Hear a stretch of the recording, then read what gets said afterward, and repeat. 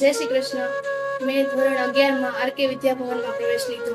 અને 1 થી 10 ધોરણ બીજી શાળામાં ભણી, પરંતુ 1 થી 10 ધોરણમાં જેટલું જાણવા નથી મળ્યું તે 2 જ વર્ષમાં મને આરકે વિદ્યાભવનમાંથી જાણવા મળ્યું. તમામ પ્રકારની વ્યવસ્થા ખૂબ જ સારી છે અને અમારા આ શાળાના બાળકો તમામ શિસ્તનું પાલન કરે છે અને અહીં એક્ઝામ સમયસર લેવામાં આવે છે અને બધા જ શિક્ષકો પોતાનું વર્ક સારી રીતે કરાવે છે અને બાળકોને જેમ યુદ્ધ ભૂમિમાં જાય અને યોદ્ધાને કેવી તૈયારી હોય તેવી રીતે અમે પરીક્ષામાં ગયા તો અમને